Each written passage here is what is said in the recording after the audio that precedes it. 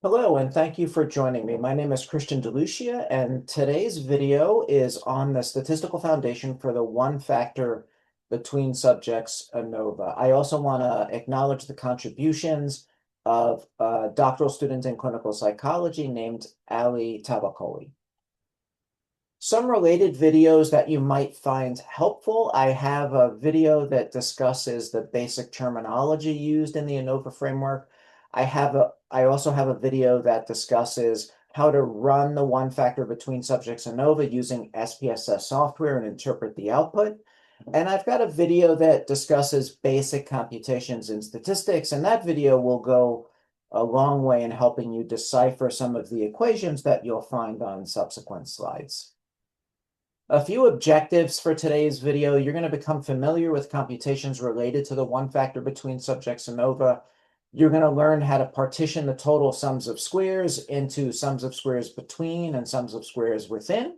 You're going to hopefully gain some insights into the F statistic, and you're also going to increase your frustration tolerance, something that comes in really handy when you're learning about statistics. And what I mean by that is you might not understand everything in the slide that you're about to see, but if you stay engaged with the material and come back to it a few times, there certainly is the possibility that over time you'll understand everything I'm talking about today.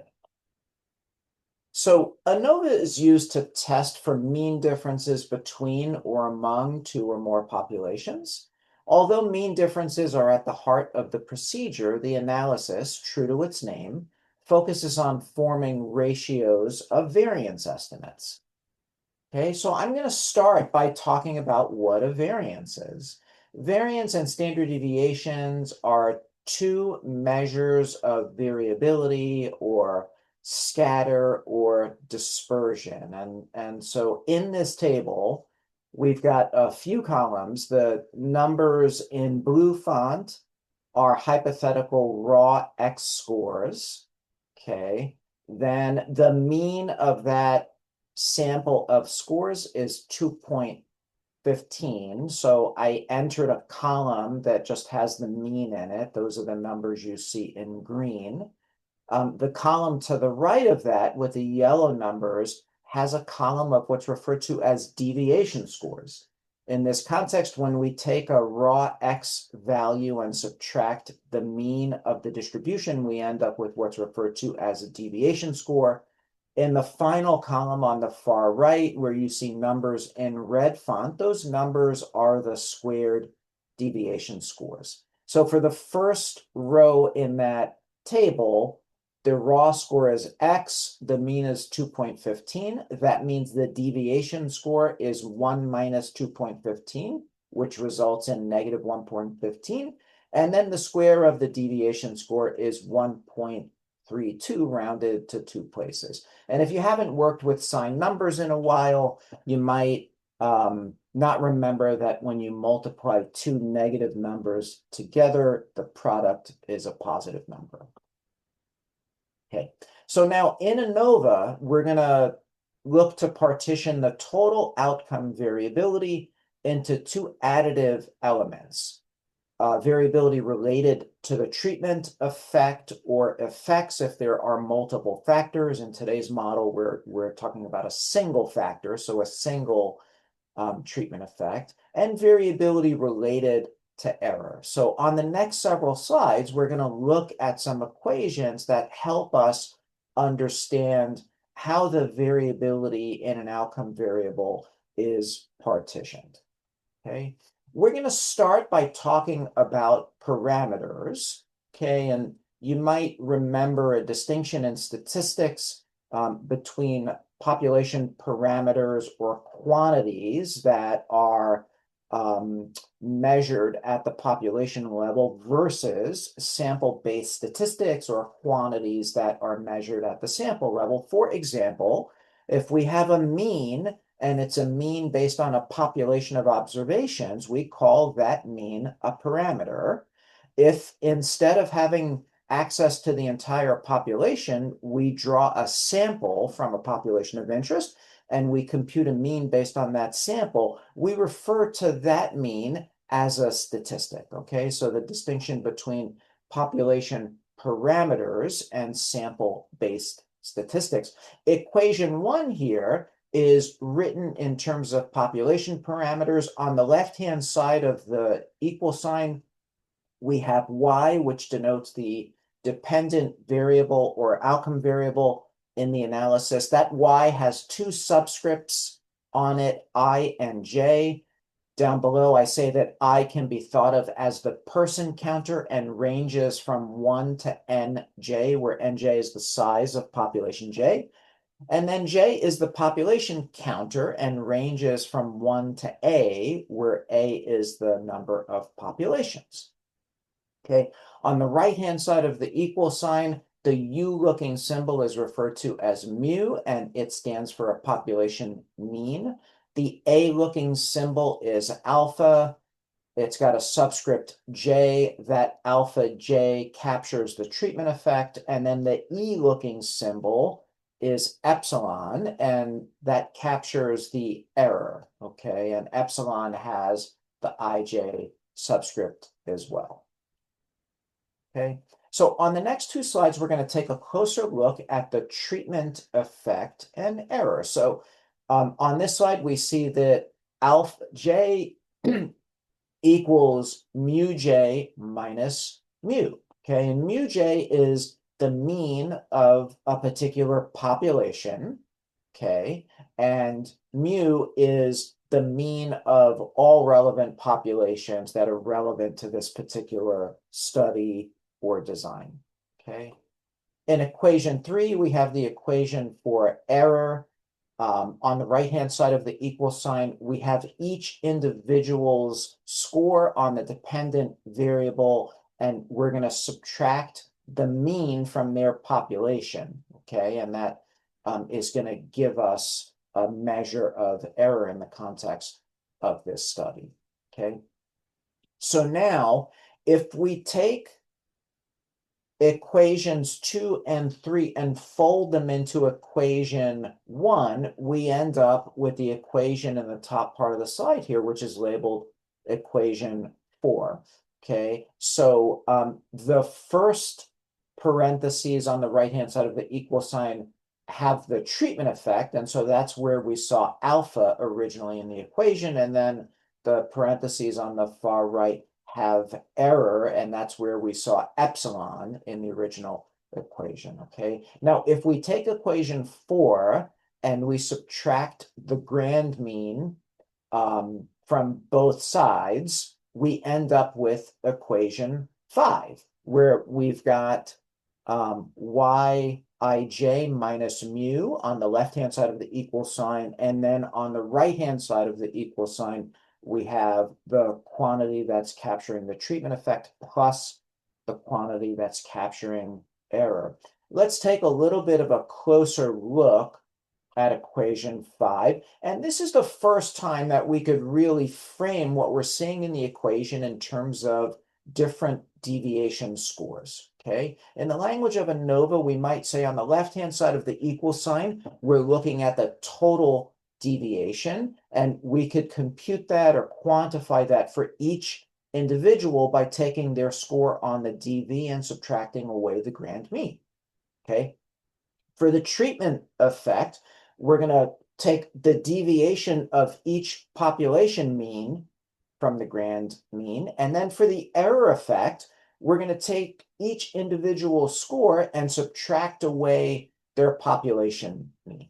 Okay, and so essentially for any score, we can divide their total deviation into two additive elements: the deviation of their population mean from the grand mean and the deviation of their individual score from their population's mean. Okay, so now, of course, we don't study, or it's very rare that we get a chance to study populations. Instead, our studies involve samples of participants, okay? So now we're going to transition from talking about population parameters to talking about the sample-based estimates used to stand in for those population parameters, okay? So Our mu in our notation system is gonna become y bar dot dot, okay? And y bar dot dot is going to be the mean of our various group means, okay?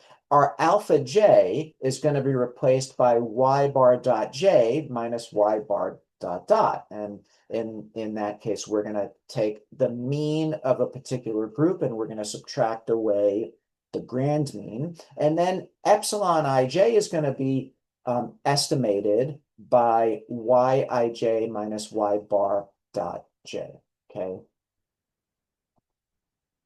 So now on this slide, I represent equation 1. I show the expansion and then the subtraction of the grand mean from both sides, which gives us equation 5. And then equation 5 is still written as a function of relevant population parameters. And then in equation 6, I substitute in the sample-based estimates of those population parameters, okay?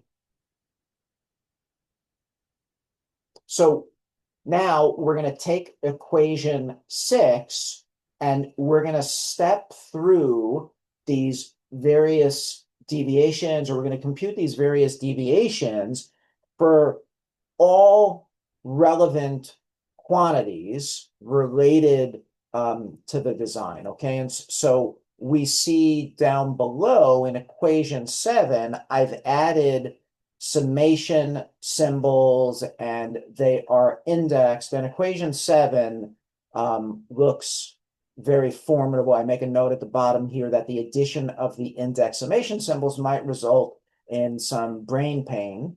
However, those summation symbols are very helpful in terms of helping us keep track of all of the various computations we have to compute. So if you need a second to be shocked by the equation, that's fine. But we're gonna, on the next several slides, we're gonna break it down into its component elements and show that what we're doing is not very complex, although at first glance it certainly appears that way, okay? So now remember, I opened up by talking about how we're going to partition the total sums of squares into these two additive elements, sums of squares between and sums of squares within. And so on this slide, I show a couple different ways that we might see that written out, okay? And synonyms for sums of squares between, it can get a little complicated when you're trying to learn about ANOVA, depending on the book you're using or depending on what your, the notation system that your professor is using in the slides.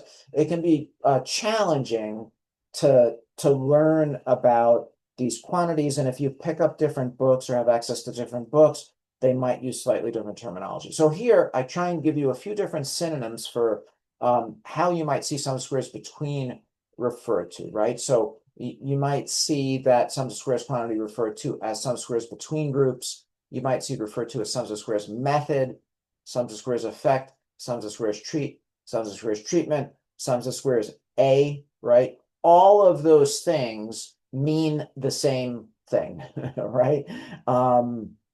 And there are a parallel set of synonyms for the various degrees of freedom estimates. And so we might see degrees of freedom between referred to as degrees of freedom between. We might also see it referred to as degrees of freedom method, okay? And we also have a number of common synonyms that might be used to refer to sums of squares within, okay? So we might see that quantity referred to as sums of squares within group.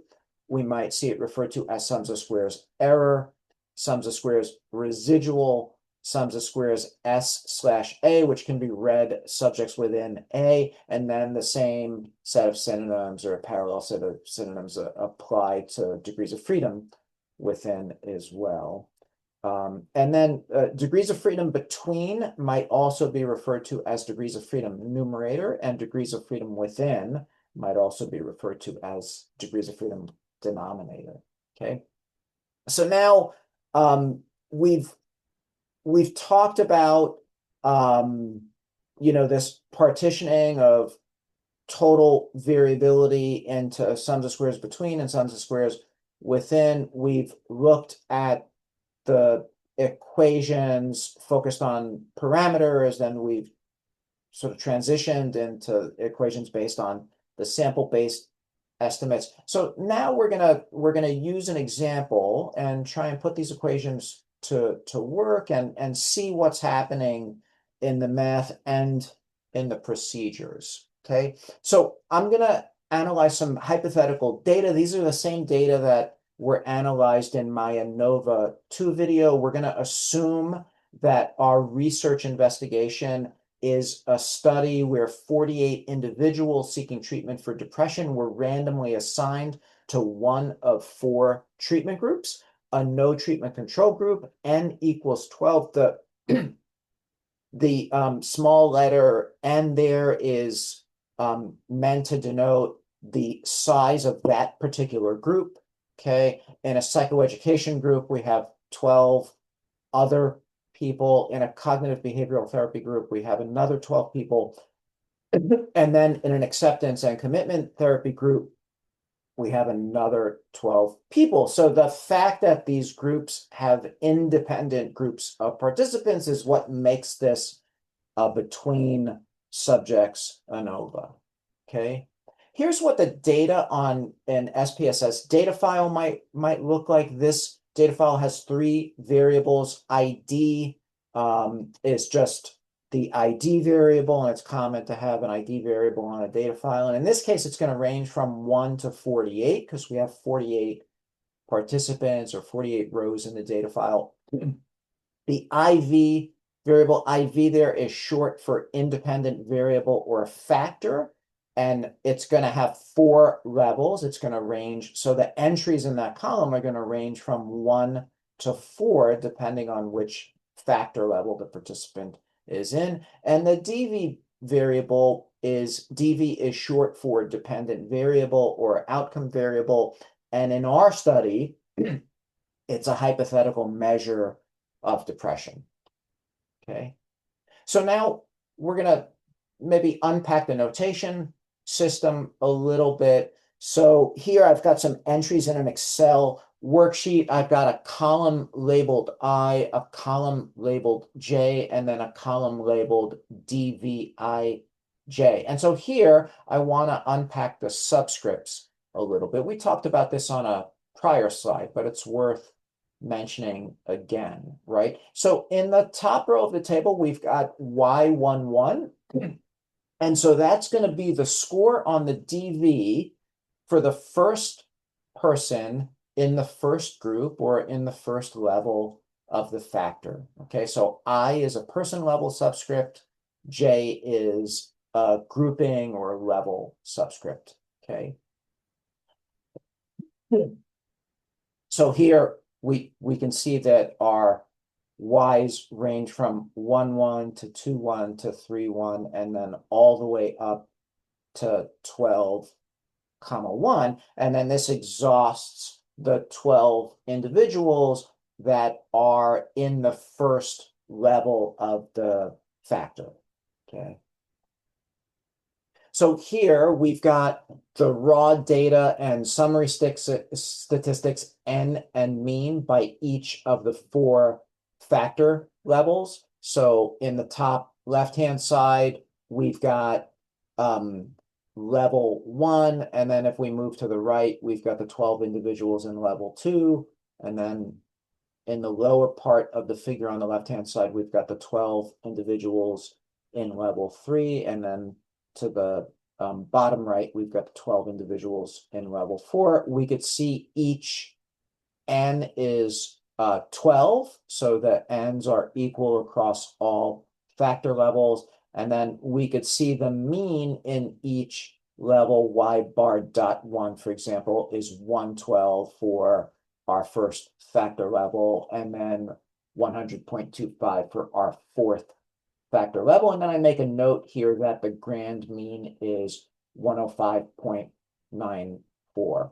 Now, if you've got the raw data, you could compute the grand mean by just taking the mean over all observations on the data file. If you don't have the raw data, but you have the group means, if the ends are equal across the groups, the grand mean will be the simple average. In this case, it would be the simple average of these 4 group means. However, if the group sizes vary slightly, then you have to take that the variability in group sizes into account when you generate the grand mean. Okay, all right, so let's elaborate a little bit more on the notation. We mentioned before y bar dot dot is the grand mean or the mean of group means. Y bar dot 1 is the mean of group 1 or level 1. Y bar dot 2, mean of group 2. Y bar dot 3, mean of group 3. Y bar dot 4, mean of group 4. Y71 is the DV for the 7th person in group 1. Y12 is the DV for the first person in group 2. Y103 is the DV score for the 10th person in group 3. And Y12 comma 4 is the score for the 12th person in group 4. Okay. And now I want to talk briefly about how to work with the summation symbols. And in this case, here's the quantity for sums of squares total that you might recognize from a prior slide. And so when we see an index summation symbol, the index at the bottom is telling us where we're going to start, and then the index at the top is telling us where we're going to end, essentially. And that's true for I and J. I ranges from 1 to n sub j, and n sub j is going to be 12 for all 4 levels because we have the same group sizes. And then j ranges from 1 to a. A happens to be 4 in this study because we have 4 levels of our factor. Okay. So now we're going to, when we step through this series of computations, our index on the inside, which is our I index, that's going to change more rapidly than our J index. And what I mean by that is our first computation, we're going to set I to 1 and J to 1. So that's going to be the DV score for the first person in the first level of a factor. We're going to subtract away the grand mean. Whatever that deviation score is, we're going to square it, and the resulting quantity is going to be the square of the deviation score. Okay, then we're going to increase I by 1. So I is going to become 2. We're going to leave J 1. So J will not change yet. And then we're going to compute the deviation score for our second person. We're going to square that deviation score. Then we're going to increase I by 1. We're going to go to the third person. We're going to leave J 1 because we're still in the first level of the factor. So in the table on the right-hand side here, I have those actual computations written out for the first 3 people in the first level of our factor, and then for the 12th person in the first level of our factor. And these are the actual numbers. Okay. Now, once we get through all 12 individuals in the first level of the factor, then we're going to reset n back to 1, and then we're going to move j up by 1 to 2. And so then we're going to cycle through that set of computations for all of the individuals in the second level of the factor. And then I have those computations here for the first 3 people. So y12 minus the grand mean squared. And then at the bottom here, I go ahead and skip over to the last person in level 2. So y12 comma 2 minus the grand mean, and so on and so on. So if we do that across all 4 levels of the factor, and we add all of the squared deviation scores together, we're going to end up with that sum will be sums of squares total. Okay, right? So on this slide, I show us how we can generate sums of squares and mean square between. We've been talking about the sums of squares element, which is in the numerator of the formula on the left here. And because we want the mean square or the variance between groups variance, we're going to go ahead and take the sums of squares quantity and we're going to divide it by its relevant degrees of freedom quantity, which happens to be a minus 1 or the number of levels of the factor minus 1. Okay, so let's look at the relevant deviation score. So in our Excel file here, we've got our n in each level of our factor. Again, it's 12 for all levels. We've got the j variable ranging from 1 to 4. And then in the C column, we've got the mean for each group. So group 1 mean is 112, group 2 mean is 110.50, group 3 mean is 101, group 4 mean is 100.25. In the D column, we've got the grand mean, so it's 105.9375. In the E column, we've got each deviation score, okay? In the F column, we're going to square each of those deviation scores. In the G column, we're going to weight each squared deviation score by the n in that particular group, okay? And the reason why we're doing that is because we would essentially repeat that computation for all members of the group. So rather than doing that, we're just going to do the computation once, and then we're going to multiply it by 12, okay? And then we're going to do that for each of our 4 levels, and then we're going to add these squared deviation scores together. We're going to get our sums of squares between. We're going to divide by degrees of freedom between, and we're going to be left with our mean square between quantity, okay? I want to go back to this formula on the left-hand side here, and you might realize that because all of our group sizes are the same, that we could actually, we could save a little time and we could move that n to the left-hand side of the summation symbol. We could go through all of our squared deviation scores, add them up, and then just weight that by 12. So we could factor it slightly differently given that all group sizes are the same in this case. Now, I wrote the equation this way because this is the more general case, and it allows n to vary over condition, which is very common in research in the social sciences. Okay. Now, on this slide, show us how we can compute sums of squares within and mean square within. Again, the ratio of a sums of squares quantity, which is in the numerator here, to a relevant degrees of freedom quantity will give us the variance estimate, which in the ANOVA framework we tend to call mean squares. Okay. So in the panel in the top left here, we take each individual's score on the DV. We subtract away the mean from their group. We get that person's deviation score. We square it.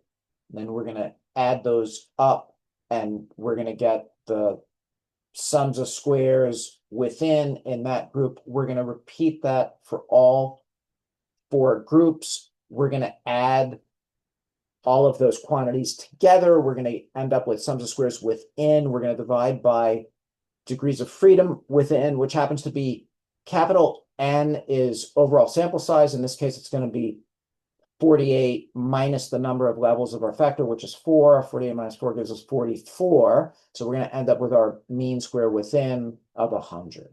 Okay.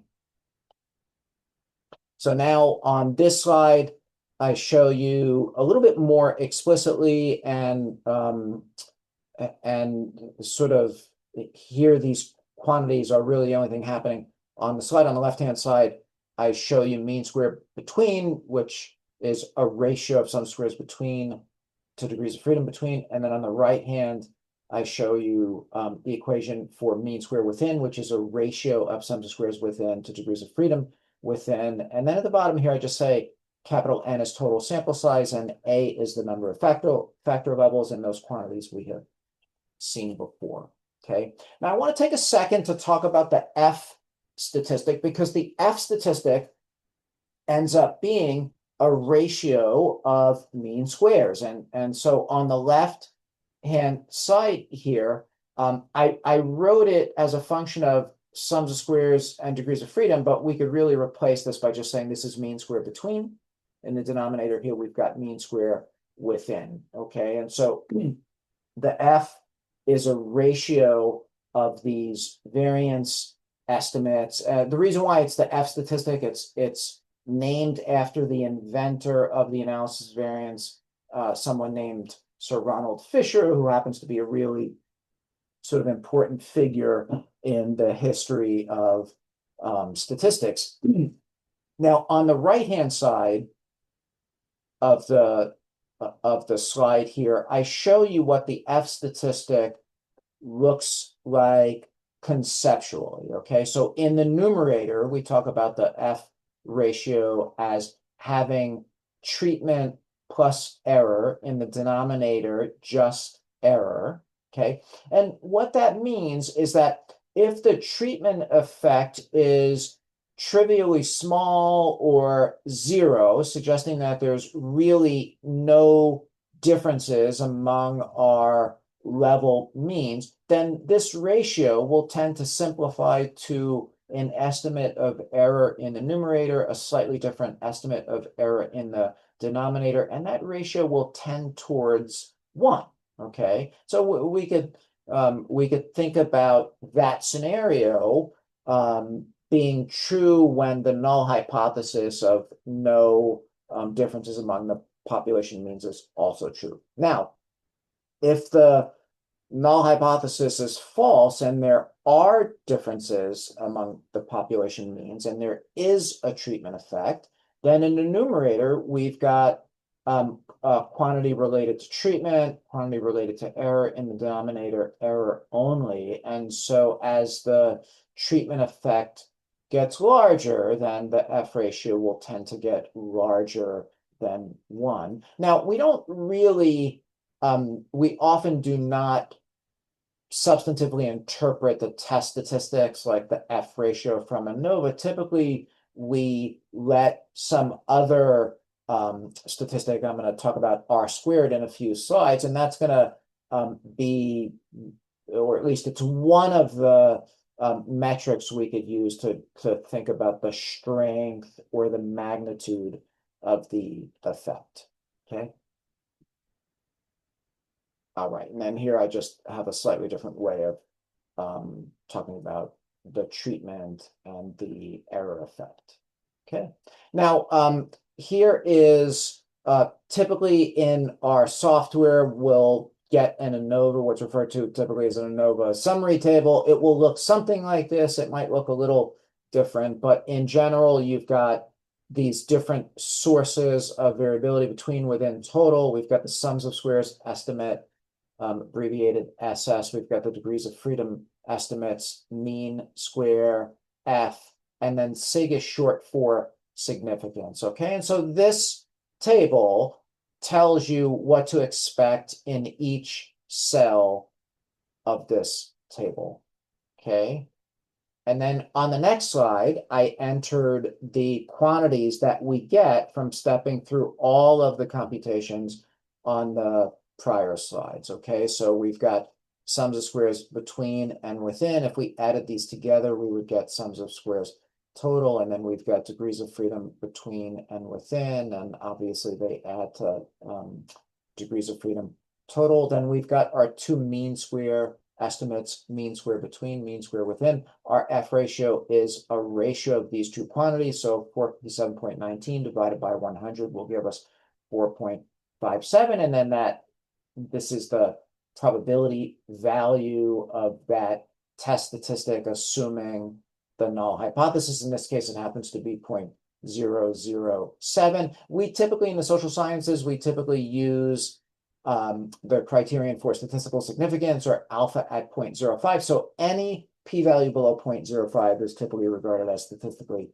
significant, suggesting that we could reject the null hypothesis that all population means are equal.